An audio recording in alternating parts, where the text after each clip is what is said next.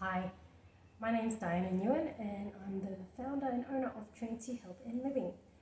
Today I wanted to get on and do a quick video of a topic that many of my clients ask me, which is what do I need to do in order to raise my vibration? Now this kind of comes about, when someone receives a healing or they're on their spiritual journey and they want to do as much as possible to be able to reach further heights or speed their journey to ascension or enlightenment or whatever you want to call it. Now, a bit of what I'm going to tell you is what I got from Jason Shirker, the owner and founder of Unified Healing, when he was doing his Empowered tour over here in Australia. But I also got it from one of Nikola Tesla's papers, and I'll put the link to, I'll put the title of that paper below for you, so you can have a look at it maybe, because it's really, really interesting. So a lot of us think that in order to raise our vibration, we have to do a lot of spiritual stuff when it comes to, working on yourself, healing your past traumas, healing whatever traumas you have in this lifetime, becoming more of you. Yes, that is a part of raising your vibration. But that's, a lot of it is much of the more intangible side of life, i.e. the stuff that you can't see, the more energetic side, which is emotional, mental, spiritual sort of work, right?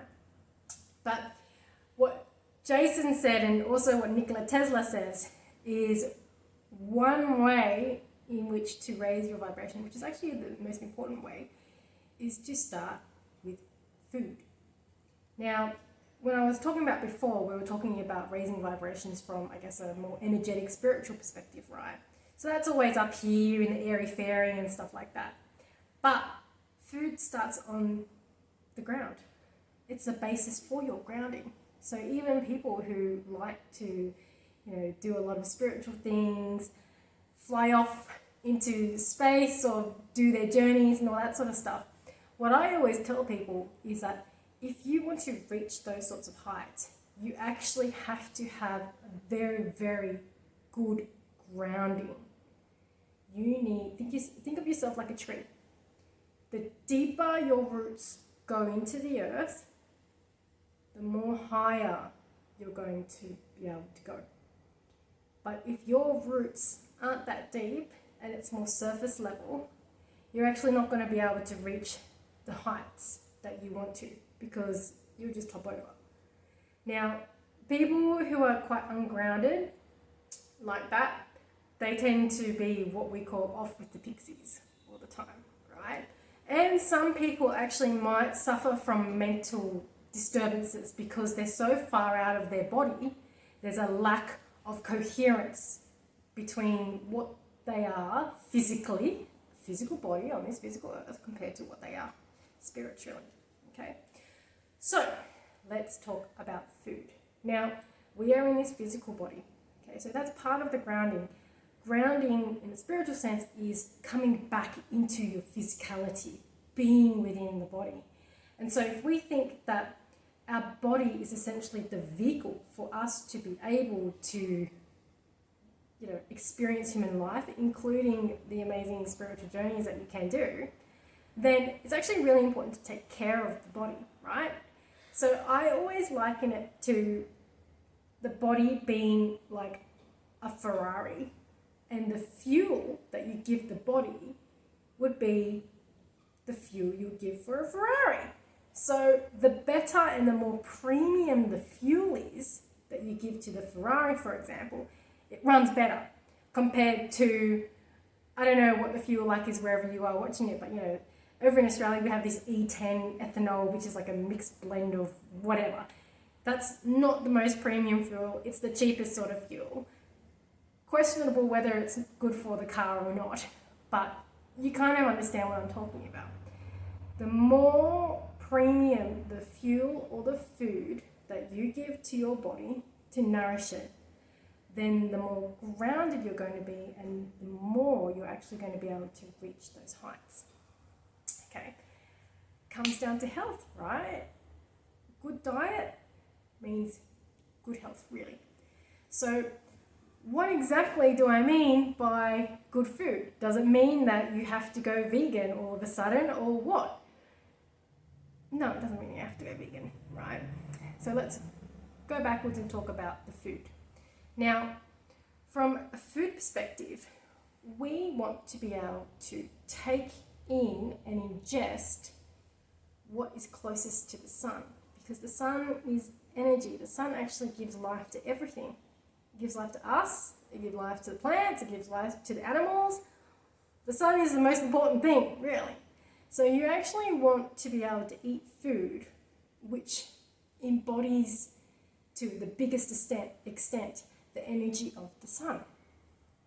Now this means, generally, you're talking about vegetables and fruit. You know, the ones that grow on the ground, are exposed to sun in order to grow, or trees and all that sort of stuff, right? And when I'm talking about vegetables and fruit, I'm talking about organic, non-GMO fruit and veggies, nuts, legumes, whatever you want to call it, okay?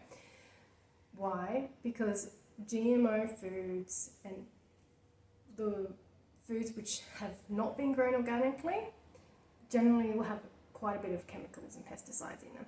And so, as Hippocrates, I think it is, has said, you essentially are what you eat. So the more that you take in the sorts of foods which have had pesticides or are genetically modified, then in some ways that's going to work on your cells. Your body is going to hold a little bit of that energy in itself, right? So that's why you want to go for the most organic foods as possible. So that's like creme de la creme, the premium of the foods, right? There is the second chain, which are the herbivores, the animals that eat those amazing foods. Because like the energy coming from the sun is not necessarily direct in the food of in the meat of the herbivore, for example, but it's slightly diluted. Not so much diluted as we get down to processed foods, which is the bottom of the chain. So you've got the herbivores that eat those plants. That's kind of like top two. First, organic veggies and fruit. Second, the herbivores that eat the organic veggies and fruit. Obviously, sometimes, like in this day and age, food is expensive. Trying to find organic meats is super expensive. So do what you have to do and what you can afford in your day-to-day life. Just knowing that, the preference is this sort of thing, right? So then the third lower of that chain is the carnivores, the animals that eat the herbivores. So you can kind of see there's a dilution of purity in terms of the sun's energy coming down, right? The pyramid, and then the bottom is the processed foods. Now, obviously, I myself like certain processed foods, such as ice cream and some cakes. So it's just about eating it in moderation. And it is really an exercise of tuning into yourself to figure out whether or not certain foods work for you, okay? This may or may not be something that a doctor can tell you, because this is more based on you and your intuition. Your body knows what's best for it, right? So for me, personally, I don't think veganism is the way to go for me, because my body's just not going to be able to handle it. I was a vegetarian for quite a number of years of my life, and that was fine. But as soon as I became pregnant, I needed to eat meat. And so for me, it was chicken, because for some reason, white meats were fine. But as soon as I had red meats, I'd get headaches. And then after I gave birth, I realized I could actually eat red meat again, because my body needed it. I needed it for the iron, because I wasn't getting enough iron and stuff like that. So, but now it's, there is still a focus on getting, eat the rainbow in your life. And so that's one way to help raise your vibration, per se. And so that's kind of the food component of it, right? But the next component is water. So in Australia, where we live, we've been taught to believe that our tap water is safe for drinking. And yes, it is. It's a lot safer than other countries in the world, right? But what they haven't taught us is that the fluoride, which is used in our tap water to treat it and get rid of all the impurities and bacteria and all that kind of stuff, is not necessarily great for our health. And I remember as a child, my parents were always boiling the water, saying, if I boil the water, then it's going to be much more purified and healthy for you. But if you actually read the research says if you boil water with fluoride in it, it's the worst thing you could actually do for yourself, right? So if you can, think about getting some sort of water filter to filter out the fluoride and filter out any other impurities, and that will help you as well, because our body is comprised of, 90% of water.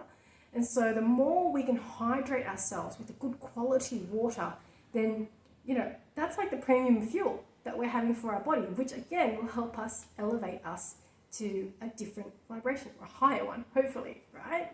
So there's many different water filters out there. It's up to you to kind of intuit and feel which one works for you.